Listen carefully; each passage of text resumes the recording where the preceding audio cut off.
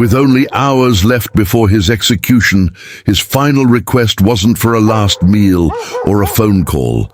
It was to see his dog one last time.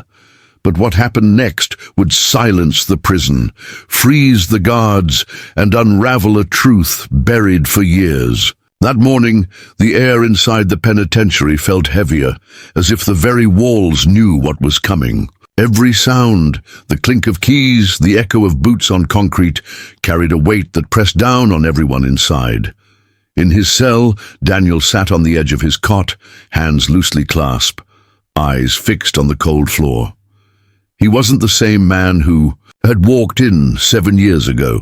Time and regret had carved deep lines into his face, softening the once sharp defiance in his eyes. The guards expected the usual last request, a steak dinner, a call to family, maybe a final letter. But when the warden asked, Daniel's voice was low, steady. "I want to see Max, my dog." A pause. Some guards exchanged glances. A condemned man, choosing a dog over people, unheard of. But for Daniel, Max wasn't just a pet. He was the only one who had stood by him before the arrest, before the trial, before the world turned its back. In his final hours, he didn't want forgiveness from strangers. He just wanted to look into the eyes that had never judged him. The warden leaned back, fingers steepled. He'd seen strange last requests. Ice cream, a guitar, a priest who didn't show. But bringing a dog into a maximum security prison on execution day, never. In the control room, officers debated. "It's a security risk," one said. "We've never allowed an animal in here, especially for a death row inmate." An older officer, quieter, spoke up.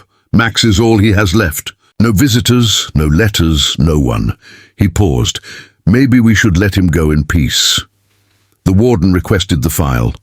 Daniel's record was clean. No fights, no infractions, no escape attempts, and in the personal notes owned a German shepherd named Max for 8 years. The dog was seized at the time of arrest. After a long silence, the warden nodded under strict supervision. Yard only 10 minutes. Word spread fast. Some guards shook their heads. Others whispered about the bond between a man and his dog. For Daniel, those 10 minutes were an eternity. Somewhere out there, Max was on his way, and neither knew how much this moment would change everything. The prison yard stood still as the far gate creaked open. Daniel stood a few feet from a lone chair, wrists cuffed loosely in front of him, eyes locked on the entrance. Then he saw him. Max trotted in, his black and tan coat gleaming under the pale morning light. 2 officers flanked him, leash taut, but it was clear Max had already spotted his man. His ears shot forward, his tail began to wag, slow at first, then faster, like a metronome finding its rhythm. Daniel's breath caught. Years had passed, but nothing. The grey in the muzzle, the slight stiffness in the legs, could disguise the dog he'd raised from a pup. The officers glanced at the warden. A single nod. The leash slackened. Max surged forward. Daniel dropped to his knees just as the dog slammed into his chest, pressing his head into Daniel's shoulder, whining. A sound caught between joy and grief. For a moment, the prison vanished. No countdown, no death order. Just a man and his dog reunited. Daniel buried his face in the thick fur, breathing in the scent. Old leather, earth, home. Memories flooded back. Long walks, muddy paws, quiet nights when Max's steady breathing kept him from falling apart. But then Max froze. His body went rigid, tail stopped mid-wag. Ears pivoted, a deep guttural growl rumbled from his chest. Daniel felt it before he heard it. Max wasn't looking at him anymore. His gaze was locked on a man standing 10 ft away. Officer Jenkins, tall, stiff, hands clasped behind his back. The growl deepened, teeth flashed in a silent warning. Guards shifted uneasily. "Control your dog," one muttered, stepping forward. But Daniel placed a hand on Max's back.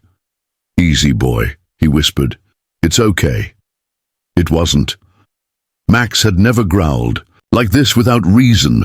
Jenkins avoided eye contact, jaw tight. Daniel's mind raced. He knew his dog's instincts, and Max was never wrong. For the first time that morning, curiosity stirred. Something about this man was setting Max off, and in a place where every second counted, instincts, especially a dog's, could mean everything. Max stayed tense, body angled toward the gate where Jenkins had vanished. Officer Ramirez, a guard who'd always treated Daniel with quiet respect, approached. "Your dog's got a good nose," he said low. "What's his problem with Jenkins?" Daniel shrugged, careful not to show too much. "Max doesn't growl at strangers for fun," Ramirez frowned. "Funny thing, Jenkins was on duty the night you were arrested, but he never reported it." The words hung heavy. Daniel kept his eyes on Max, but his mind was racing. If Jenkins had been there, why wasn't it in the report? As if summoned, Jenkins reappeared at the far end of the yard. Max's growl returned, sharp, unrelenting. Ramirez's eyes narrowed. "That's not normal." The warden, watching from the tower, called down, "What's going on?" No one answered. The air was charged. Something unspoken was circling. Daniel knew one thing. This wasn't just a goodbye. It was the beginning of something else. And if Max was right, this yard wasn't a place of endings. It was about to become a battlefield for the truth. Later that afternoon, the warden summoned Daniel to a small interview room. Max was allowed to stay, still watching the door like a sentinel. Ramirez stood in the corner, arms crossed. Jenkins stood across from them, stiff, eyes cold. The warden spoke. "Jenkins, why didn't you disclose that you were on site the night of Daniel's arrest?" Jenkins' jaw tightened. "Didn't think it mattered. I was off duty, just passing by." Max let out a sharp bark, loud, sudden, his eyes locked on Jenkins, growl rising like thunder. Ramirez stepped forward. "Funny, because a witness just came forward. Said they saw a man matching your description leaving Daniel's house before the police arrived." The warden's expression darkened. "We're reopening the case. Effective immediately, the execution is delayed." Daniel felt the air rush back into his lungs. Not freedom, not yet, but hope. Jenkins glared at him, but it didn't matter. For the first time in years, the truth had a crack to slip through, and it all started with a dog who refused to forget. The investigation moved fast. The new witness, the retested fingerprints. They didn't belong to Daniel. They matched Jenkins. Weeks passed. More evidence surfaced. Jenkins had been at the scene. He'd planted evidence. He'd committed the crime. He was arrested, charged with the same murder Daniel had been sentenced for. The prosecution dropped the charges. The prison gates, once the end of Daniel's life, now swung open to set him free. And there, just beyond the fence, was Max. Tail wagging, eyes bright. Daniel dropped to his knees, buried his face in the fur, whispered, "We made it, boy, we made it." He stepped forward. No cuffs, no guards, no walls, just open sky and the sound of their footsteps on free ground. The world hadn't changed much, but Daniel had.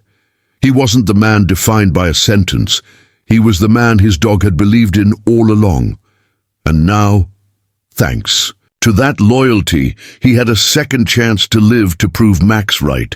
This story reminds us that love doesn't need words, that loyalty doesn't care about courtrooms or time. Sometimes the truth doesn't come from a witness stand. It comes from a dog who remembers. If this story moved you, please like, share, and subscribe.